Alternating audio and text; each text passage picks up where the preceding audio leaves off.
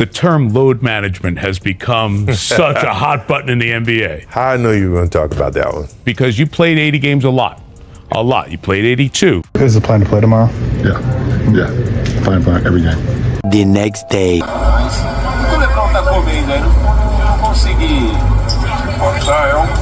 Because the game is different. Like, I want people to understand, and our fans to understand, that playing 82 games in the 80s and 90s is not the same as playing 82 games in the 2020s.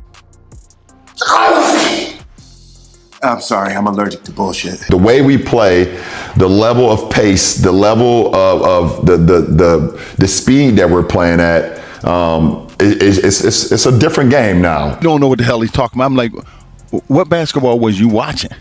To say something as idiotic as that is ridiculous. When it comes to playing sports, whether we're talking about basketball, baseball, soccer, or football, one badge of honor that every athlete truly respected was the Iron Man badge. That meant you played every single game, showed up to every practice, and were always available whenever your team needed you. It wasn't about comfort or convenience, it was about pride and commitment. Now when you look at modern professional sports leagues, if players can rest here, rest there, or skip a back-to-back, they do it without hesitation. And when you look at the teams themselves, they don't just allow it, they actively encourage it. So far in the 2020s era, one thing this generation clearly lacks is true Iron Men. Players who are willing to suit up and play every single night no matter what. What you don't see anymore are players like John Stockton or Gary Payton, guys who year after year were playing 80, 81, or even all 82 games without excuses. Everybody's happy with this 65-game rule until you got a bum on all-NBA team. Until you got somebody that's not totally deserving to be the MVP of the league. Okay, well, blame some of your contemporaries because it's their fault. It's not the league's fault. What are you supposed to do? A rule like 65 games need to be played in order to win an MVP or Defensive Player of the Year All-NBA. Guys didn't face those rules before. That's the whole point. For a lot of NBA players today, they're more bothered by how fans react to them sitting out than they are about the actual problem of missing games. Because when you really break it down, the load management issue, the lack of Iron Man mentality, falls squarely on the players, not the fans. Fans pay to watch stars compete, not rest. And when you look across the league, one thing many players severely lack is accountability. One player who represents this perfectly is LeBron James. We've seen it time and time again throughout his career. He's willing to deflect blame, stretch the truth, and make excuses for shortcomings instead of owning them. And one major shortcoming in his career is this simple fact: only once has he played all 82 games in a single season. Embarrassing! I never wanted to miss a game because it was an opportunity to prove. It was something that I felt like, the fans are there to watch me play. I want to impress that guy. Now when you look at LeBron's career from 2003 until today, this is a player who had plenty of seasons and plenty of opportunities to play all 82 games more than once. But when you examine his career closely, he failed to do it over and over again. So what does he do now? He claims that playing every game in the 2020s era is harder than it's ever been. He compares it to the 80s and 90s and says today's game is more demanding. First of all, LeBron James didn't play in the 80s or the 90s, so he doesn't actually know what that experience was like. And secondly, in the entire 2020s era, he's only played over 70 games one time. And again, when talking about Iron Men in NBA history, LeBron is one of those players who played a long time, but year to year and game to game, he was not always available. Even late in his career, and even during his prime years, he load managed, took nights off, and even rested on the floor during games like we've seen repeatedly over the past 4 seasons. In the age of load management, it isn't that LeBron is missing more games, he's load managing during games. Playing 82 games in the 80s and 90s is not the same as playing 82 games in the 2020s. According to Second Spectrum, James was one of the slowest players in the playoffs. In fact, James spent over 77% of his time moving slowly. The way we play, the level of pace, the level of the speed that we're playing at, it's a different game now. Shut up, bitch! When you look at LeBron James and how he actually plays basketball, the pace of play and speed of the modern game are not the real problem. The real issue is effort. It's standing around on offense, resting on the floor, not getting back on defense, and not giving full effort on one side of the court. If players in the 80s, 90s, or even the 1970s could conserve energy on offense and still show up every night, they'd still be Iron Men in this era too.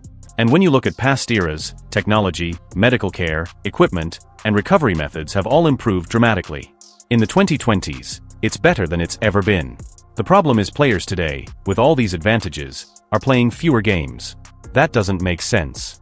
In the 70s, players were competing on dusty floors wearing Chuck Taylors. Compared to today, that was 10 times harder.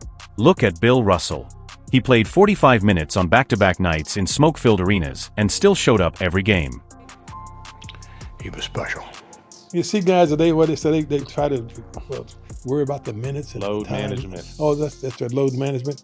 I mean, I think if you're making $50 million a year, there's no load management. Oh, that's load management? I mean, if you're making $50 million a year, load management shouldn't exist. Many NBA players today believe the era they're playing in is the toughest era ever, and everything before it was easy. In reality, it's the opposite. From the 1950s until now, it's become progressively easier to play every game. Science, technology, recovery methods, travel, flights, everything has improved. And when you look at the actual game itself, one thing has been completely removed over time: physicality and truly tough defense. In the 2000, we had to fight through picks. Yeah. We had to really fight It's more physical. on defense. It was more physical. So, like, Okay, that's yeah. harder to do. If I got to, tonight, I got to get through this Patrick Ewing, Anthony Mason pick and roll all night. It's not harder on your there's Achilles, so many Paul. times, Yeah, mentally it so is. many times I'm bruised up Yeah. after the game. My shoulder hurts. It's definitely my more hip physical. is hurting. So why were more guys playing 75 games a year then? Because we was tougher. Search your feelings. You know it to be true. So let's stop right there for a moment and look at Paul Pierce's argument. He made some strong points that expose LeBron's excuses pretty clearly. When you compare physicality today to even 15 years ago, the game is much softer. It doesn't matter if it's post-play or perimeter defense, everything is softer across the board. There's far less contact. Now think about this in simple terms. If you're playing a pickup game, what's more taxing on your body and leaves you sore for days? Option 1 is running around the three-point line taking jump shots with minimal contact.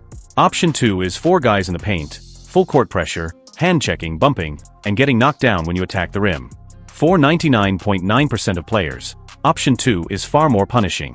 That second option represents 80s, 90s, and early 2000s basketball. For the running you had to do on defense, for our era, you take that out of their defensive switching everything now. When we ran through the middle of the paint, you was getting hit. You was gonna get hit. Yeah, you was. You was gonna get hit way more. Why are we getting tendon bruises? Because we're not conditioned. If you watch any random NBA game today, I can almost guarantee you'll see fast break after fast break ending in non-stop three-point shots. Cardio-wise, yes, it's tiring. But what's more difficult and more punishing long-term is battling against a half-court defense that physically wears you down when you enter the paint. Both styles are challenging, but one is far tougher when it comes to playing every game. And going full circle back to LeBron James, when you look at his pace compared to the rest of the league, he's extremely slow. Statistically, he's among the slowest offensive players, and defensively he ranks near the bottom as well. Overall, he's one of the slowest players in the NBA. So pace of play isn't why he misses games. He misses games because he chooses to rest and prepare for a so-called playoff push. Over his career, if he truly wanted to be an Iron Man, he could have done it. Instead, he chose load management, excuses, and deflection. Players in past eras could have done the same, but they didn't. They suited up, played, and performed for the fans. And as a fan, that's all you can ask for. Thanks for watching, hope you enjoyed it, and I'll see you next time.